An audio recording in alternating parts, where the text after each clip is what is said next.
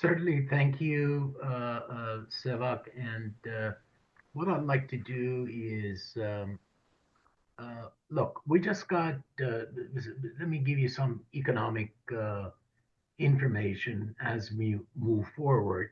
And the idea behind the information I'm providing you is not to saddle you with statistics, but to give you a conceptual understanding of what is going on and how it's affecting our industry as far as rates and what have you. With that, I'm going to be sharing my slides with you, and we will take about 6 or 7 minutes to get this thing done. So you've heard that the inflation, the CPI, was a tad bit elevated, was at 3.1%. Of course, the core CPI, and this is today's numbers, and Leo talked about it as well, was at the core was at about 3.3%. Why is that important? Because just recently we got the unemployment numbers, national unemployment numbers, that dropped from 4.1% to 4%. The confluence and or juxtaposition of these two numbers does not bode well with for the Federal Reserve to reduce rates anytime, or at least anytime soon.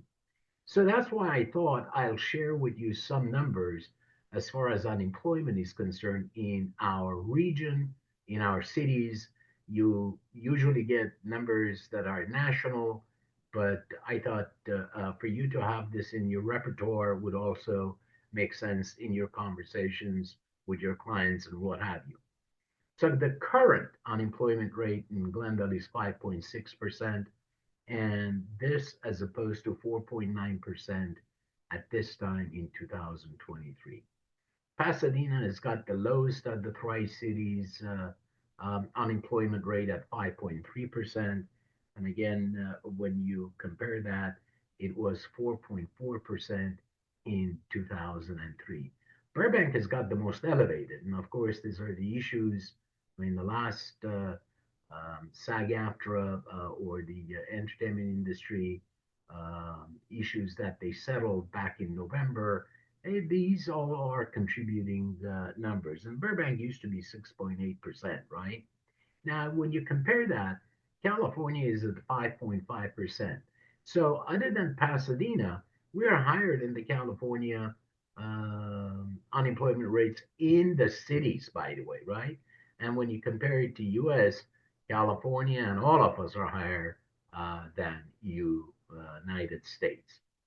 The next thing I want to talk to you about is some of the effects of this fires, Palisades and Eaton, on multifamily unit availability and what have you.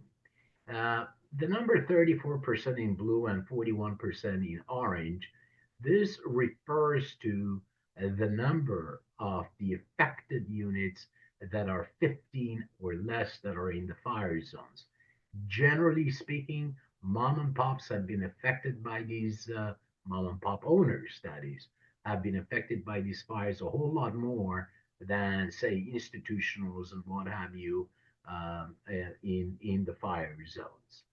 Now, I want to bring your attention to this graph because in 2025, less the number of the units that we have lost in the fires, the generation of the new units or construction of the new units is going to be approximately about 6,000.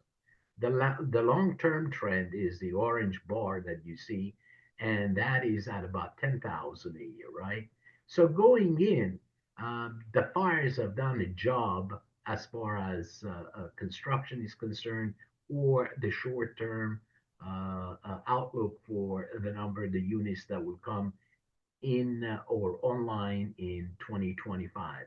And that, you know what that means. That would exasperate the already a tight inventory situation that would push the rents higher than what they are.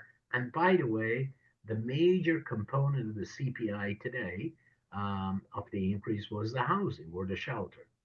Having said that, we know, you know, that we have anti-price gouging laws right now, starting January, I believe, 7th, and that would muzzle the increases to a certain extent, but only in the short term until such time that those restrictions are taken off and people can start charging the market rents. I want to talk a little bit about Pasadena. Again, not to saddle you with numbers, but just to give you a sense of what number this fires have done on multifamily. We already know what they've done to housing and housing supply in single families. So with that, I'm going to cover some information that CoStar shared with us, and that is that according to CoStar, about 74 multifamily buildings, right? These are an average 15, 20 units each, have been lost in the Eaton fire. But when you go to another source, ChatGPT calls it at 220 or 212 units. All in all, it's understandable that there are variations in these numbers, and mostly because we're about maybe 10, 15 days out of this thing, right? All in all, single family residential units lost are about 12,000, which brings it to about $30 billion. Multifamily, about 390 million. And when you add all of the structures that are lost, according to CoStar, that is about $30 billion loss. Now, if you look or if you ask the Turner Center, Berkeley University, they will tell you that the losses would amount to about $70 billion. Again, there are differences, and that's because we are too early in the process. Now, let's look at Pasadena availability in the units. On 1/7, you see that line? From 1/7 on, the number of the units that are available for lease in Pasadena has dropped by about 60%. Constantly, it was a constant, about maybe 400, 450 units that were available for sale prior to the fires. Today, there are less than about 200 units for rent in Pasadena. So again, has exasperated a already tight inventory, and Pasadena is the closest to ground zero as far as Eaton Fire is concerned, and this is why you see this analysis and the reduction in the number of the units that are available for lease. Now, let's look at the two-bedroom units that are for lease. This is even more dire. That has dropped by about 85%. Prior to the fires, about 150, 160 units were available for lease, for about over a 3-month period. Today, as I speak with you, there's about 25 or 30. And again, that will exasperate the situation. So the fires have really done a number on inventory, on people, most important than anything else. And this is the economic result. This is what has happened in that.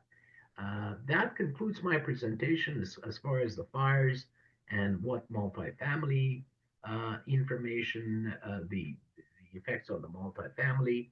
We will have some more information on you on Glendale, the effects on Glendale multifamily in the near future. As far as updates for City Council is concerned, last night's City Council, there was a discussion about Measure R, and I'm seeing Councilman Barton Garpetian here. Maybe he would want to give us an update on it. Councilman Garpetian, are you available? Yes, yes, I am. I'm here. I'm here.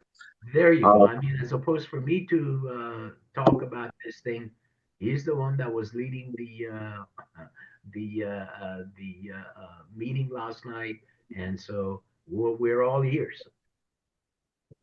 Thank you, Greg. Thank you so much. Good morning, everyone. Uh, it's not an update. It's the way the process has worked for last 20, 30 years as far as fundings coming from Measure R or other measures or other sources of funding from state or local agencies. Um, there was a contract on consent item that was going to be approved, and that contract was for a project of 25 to 28 million dollars. This is a rehabilitation project for Verdugo Road that starts from Honolulu Avenue, goes all the way down when it turns to Glendale Avenue, all the way down to Monterey Road.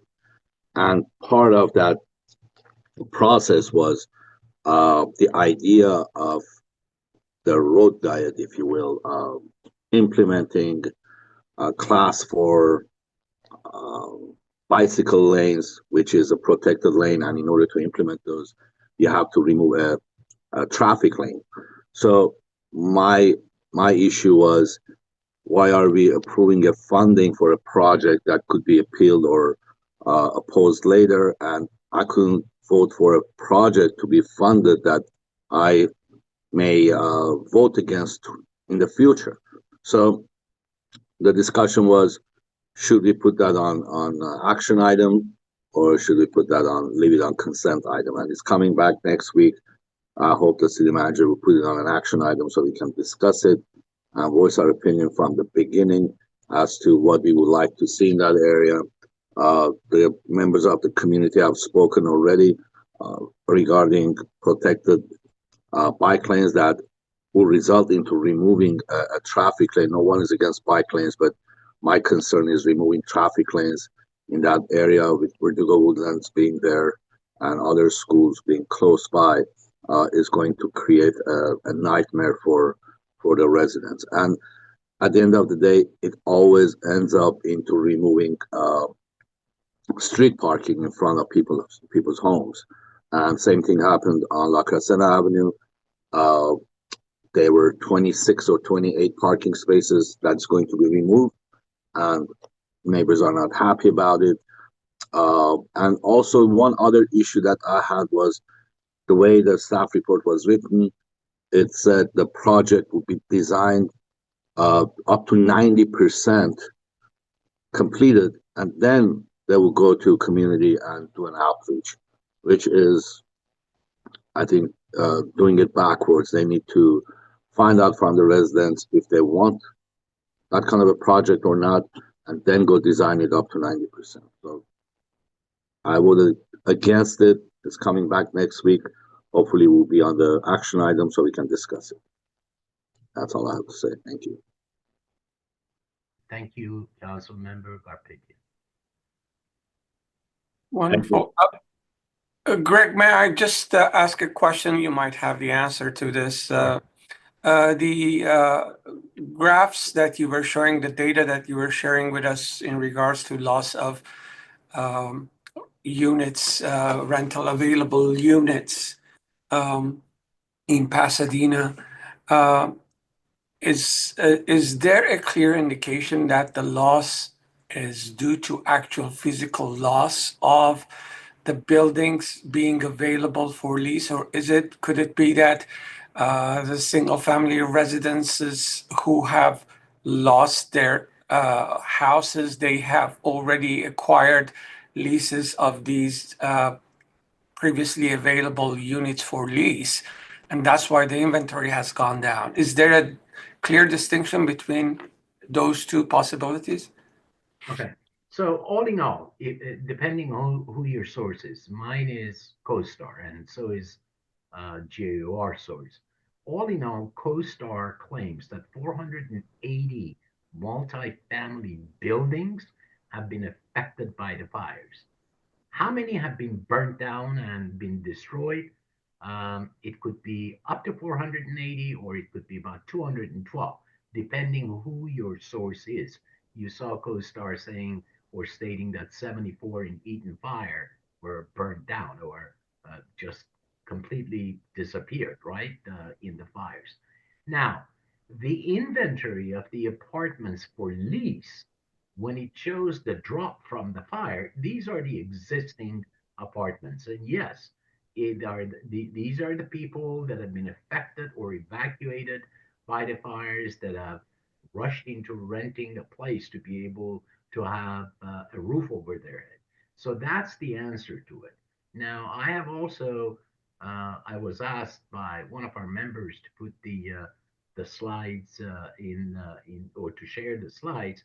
So there is a link, there is a PDF format of the slides in the chat box for the use of everybody else. Now, what I will do in the next 2 weeks, we will do the analysis for Glendale, and let's see how Glendale has fared with that. How, what kind of an overflow of population from Pasadena to Glendale, right? As far as the rental is concerned, and whether or not that has done a number on the availability of units. As of this morning, when I check CoStar numbers, our vacancy rates are still at about 4.5%, 5%. So not much has happened. So the majority, that blow was absorbed by Pasadena apartments. Thank you for that. I appreciate it.